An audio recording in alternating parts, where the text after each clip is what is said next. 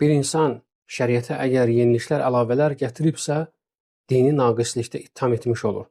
Əgər bidətçi din adına yeni bir zikir və yaxud da zikirdə yeni bir forma, namazda yeni bir tərz və Allaha yaxınlaşmaq üçün yeni bir bayram və bu kimi digər bidətlər uydurarsa, onun bu hərəkəti dolayısı yolla belə deməkdir ki, din naqis idi, şəriət bu xeyirdən qafil qalmışdı, mən isə gəlib bu naqisliyi tamamladım. Heç bir müsəlman bunu dili ilə deməz. Çünki uca Allah bizə bu dinin kamil olduğunu xəbər vermişdir. Allahdan daha doğru danışan kim ola bilər? Həmçinin Peyğəmbəri sallallahu əleyhi və səlləm dini ən aydın şəkildə təbliğ edib çatdırmışdır. Peyğəmbərimiz sallallahu əleyhi və səlləm Allaha qovuşana qədər hər şey ən əzəmətli və ən kamil şəkildə bəyan etmişdir. O bizi Allaha yaxınlaşdıran elə bir şey buraxmadı ki, onu bəyan etməsin. Və bizi Allahdan uzaqlaşdıran elə bir şey buraxmadı ki, ondan çəkindirməsin. Həqiqətən Rasulullah sallallahu əleyhi və səlləm vəfat elədi.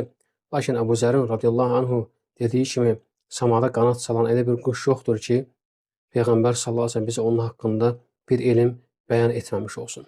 Və doğrudan da belədir. İnsan ayaq yoluna girdiyi zaman, çıxdığı zaman, yatdığı zaman, durduğu zaman, yemək yedikdə, yeməyi bitirdikdə, paltarını geyindikdə, paltarını soyunduqda bunların hamısının ədəblərini biz Peyğəmbər sallallahu əleyhi və səlləmlə öyrənmişik. Hətta Allah Rasulullah sallallahu əleyhi və səlləm bizə insan cinsi əlaqədə hansı şəkildə olmalıdır, Peyğəmbər sallallahu əleyhi və səlləm onu bizə bəyan edib və həmçində cinsi əlaqədən sonra qusun alınma formasını Peyğəmbər sallallahu əleyhi və səlləm bizə çatdırıb və doğrudan da bu onun vəzifəsi idi.